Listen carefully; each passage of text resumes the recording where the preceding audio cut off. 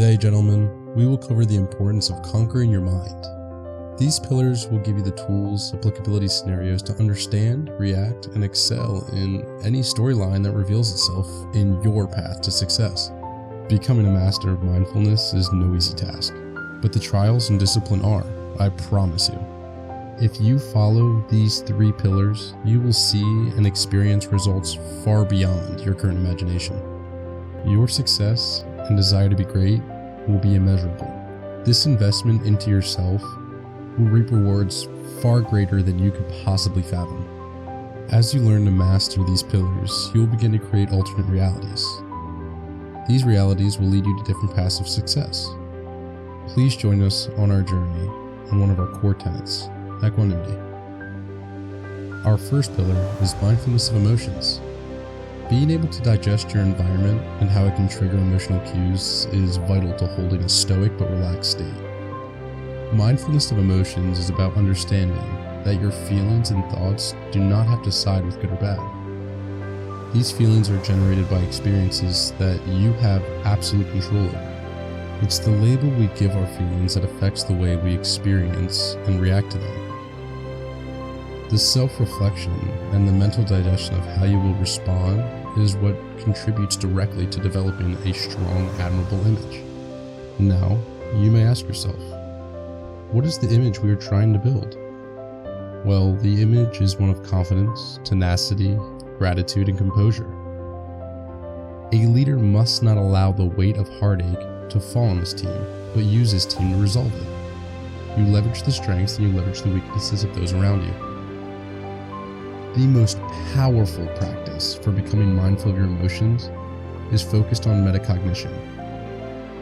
That is bringing heavy awareness to what your thoughts are going through your head. I mean, if you sit there and you analyze with questions such as, what led me to feel this emotion?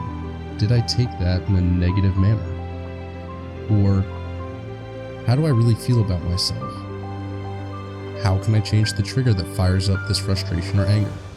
These questions will let your character develop in an advantageous state. By regularly practicing these avenues of self-reflection, you will equip yourself with grace and understanding by breaking down your own feelings and creating that mental temple inside your own head. Mastering this skill will make our second method much easier. This second method involves utilizing your imagination, putting yourself in your ideal being. This includes how you react in social situations, how you would look in social situations, how you would feel, and what state of being is pure happiness. The amazing thing about practicing this meditation is that the brain will begin to carve out these neural pathways. These thoughts come to fruition. Your brain has already experienced this reality within your own mind. Think about that for a minute. Do yourself a favor. Prepare yourself with this mental weaponry.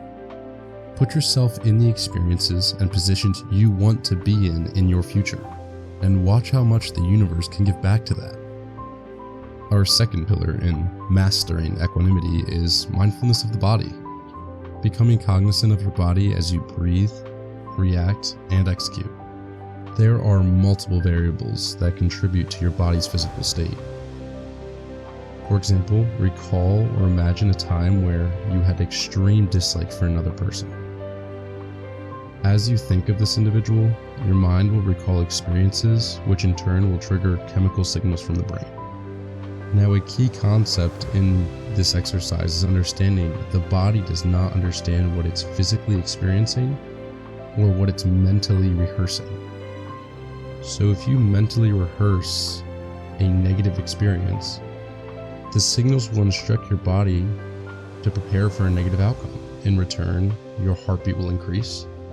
Your brain will shunt blood from your gut and towards the muscles, preparing you for war.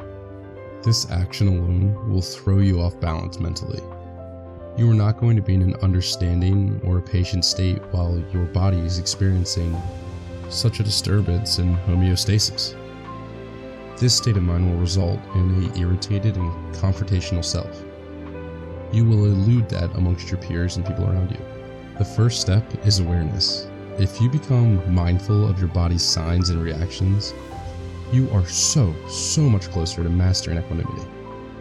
One trait that will push you towards this first step is compassion. Practice your compassion for others. You'll begin to see it radiate from those around you. Your compassion must be stronger than envy.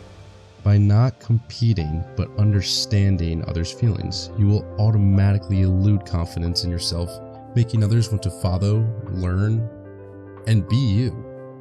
And that is what we want here at Veracity. We want to show you and grow with you to develop the best you can be. I mean, personal excellence is something everybody should have a chance to strive for. Our final pillar is execution. You must reflect on your internal environmental experiences. And what I mean by this is regularly reflecting, you will continue to strengthen your positive neural connections within your mind. These connections will become easier to navigate and pass through within your daily interactions, essentially bringing this better version of yourself to real life. This is the step where you become the ideal you. Practice what you imagine. Exercise your experiences within your own head. These reflections should act as trials of taking your being through what life could be and what you want life to be. Picture yourself in that big, beautiful house, in that sleek, fast car, with those great, loving friends, with your beautiful significant other. You don't have to know what these things are going to be, but that's what your head's here for. You can play out any scenario you want and watch how quick it gets back. By elevating your internal environment, your external environment will begin to match that. And if you can bring that positivity, that happiness, that fire and burn for winning and succeeding, it is absolutely addictive to those around you. One of the leading mavericks in the field of neuroscience and neuroplasticity, Joe Dispenza, stated, "Conscious thoughts, repeated often enough, become unconscious thinking." By mental rehearsal, your potential future, your being, will begin to inherit what the future is, thus redefining the concept of time, because what you practice will then come to fruition. One additional quote by Dr. Joe Dispenza is, "To sum up the meditative process, you have to break the habit of being yourself and reinvent a new self. Lose your mind and create a new one. Prune the synaptic connections and nurture new ones. Unmemorize past emotions and recondition the body to a new mind and new emotions. And let go of the past. Create a new future. It is never too late to be the best you. And personal excellence is something we will all achieve. If we work together and we build this community to what it can be, I believe we can have some of the strongest, most innovative minds in a league of intellectuals. Thanks for watching, and don't forget to like and subscribe.